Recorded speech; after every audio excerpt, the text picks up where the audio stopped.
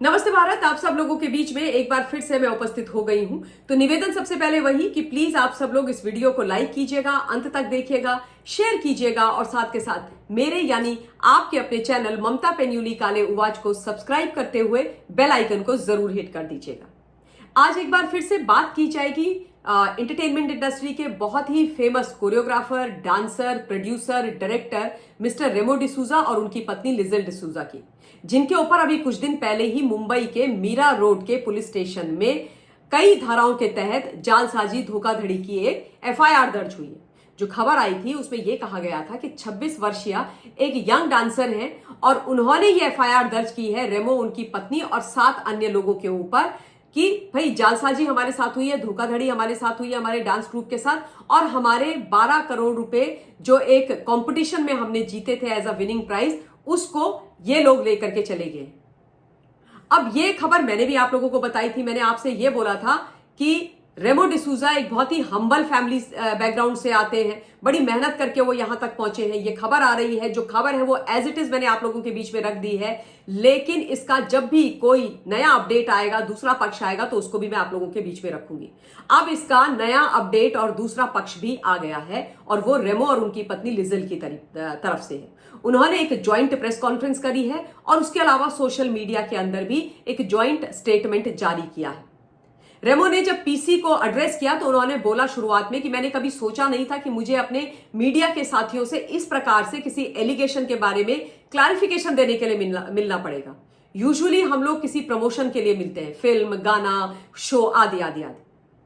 और जब उनसे ये प्रश्न किया गया कि भाई आप पर ये 12 करोड़ रुपए की धोखाधड़ी का जो इल्जाम लगा है उसके बारे में आपको क्या कहना है, तो उन्होंने उसको सिरे से नकार दिया। उनका यह कहना है कि इस 12 करोड़ वाले धोखाधड़ी मामले से उनका और उनकी पत्नी लिजेल डिसूजा का कोई लेना देना नहीं है, उनका कोई इससे मतलब नहीं है, उन्होंने कोई ऐसा काम नहीं किया है। उन्होंने कहा कि ये जो डांस ट्रूप है, वी अनबीटेबल इसका नाम है, और ये ट्रूप जो रेमो डिसूजा का एक रियलिटी डांस शो था, टीवी पर आता था, डांस प्लस आई थिंक, उसका हिस्सा थे, उसमें उन्होंने पार्टिसिपेट किया था। और उसके बाद ये विदेश में भी कहीं पर गए थे, कंपटीशन आदि इन्होंने वहां पर भी किया था। और उसके बाद एक बहुत बड़ा ग्रुप था, इस ग्रुप के अंदर लड़ाई हो गई और एक ग्रुप के 2 हिस्से हो गए। और ये उन एक ग्रुप के जो अलग अलग 2 हिस्से हुए हैं उनकी आपसी लड़ाई का मामला है। उस ग्रुप में से एक दूसरे के ऊपर ये लांछन लगाए जा रहे हैं। ही सेड कि I have got nothing to do with this. उन्होंने ये जरूर बोला जब ये प्रश्न पूछा गया कि आप क्या इनको जानते हो, तो ही सेड हाँ मैं इनको जानता हूं, ये मेरे शो में आए थे। और जब ये मतलब मैंने इनका परफॉर्मेंस देखा तो मैंने इनको ये भी बोला था कि भाई मैं तुम लोगों के ऊपर एक पिक्चर बनाऊंगा। ही सेड कि मैं ऐसे जो डांस वगैरह के विषय होते हैं उन पर पिक्चर बनाता हूं, मैंने पहले भी बनाई है और ये लोग अच्छे थे, तो आई टोल्ड देम कि नहीं, आई मेक अ फिल्म। तो ही सेड कि मैंने बकायदा इनके साथ अग्रीमेंट साइन किया था, हर जो डांसर था उस ग्रुप का उसने से एनओसी साइन किया था और वो सारे पेपर्स मेरे पास है।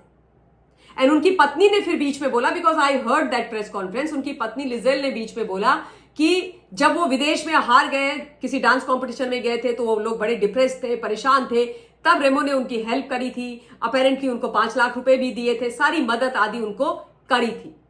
इन शॉर्ट मतलब 100 बात की एक बात, रेमो डिसूजा का यह कहना है कि उनके ऊपर ये एलिगेशन लगा है, ये झूठ है। और उन्होंने हताशा भी जताई मीडिया के प्रति। उन्होंने बोला कि मीडिया ने बिना सोचे समझे मेरा नाम उछाल दिया, लगा कि रेमो डिसूजा का नाम आ रहा है तो उस नाम को उछाल दिया गया। किसी ने यह नहीं सोचा कि रेमो डिसूजा, लिजेल डिसूजा के अलावा 7 और लोग हैं जिन पर यह एफआईआर हुई है। किसी ने यह जानने की कोशिश नहीं करी कि वो 7 लोग कौन है। This is what he is saying, कि यह जानने की किसी ने कोशिश नहीं करी, सिर्फ हमारे नाम से खबर ब्रेक कर दी गई। तो उस पर वो बड़े आहत दिखाई दे रहे थे। मैंने आपसे प्रॉमिस किया था कि मैं आपके सामने दोनों पक्ष रखूंगी। मैं आज भी बोलती हूं कि रेमो डिसूजा ने बहुत मेहनत करी है, हम्बल फैमिली बैकग्राउंड से आते हैं, जामनगर गुजरात से, और I really feel like believing him कि उन्होंने ऐसा कुछ नहीं किया होगा, बिकॉज उनको देख करके ऐसा लगता नहीं है कि वो उन बच्चों को जिनको वो बढ़ावा देते हैं उनको 12 करोड़ रुपए के लिए लूट लेंगे।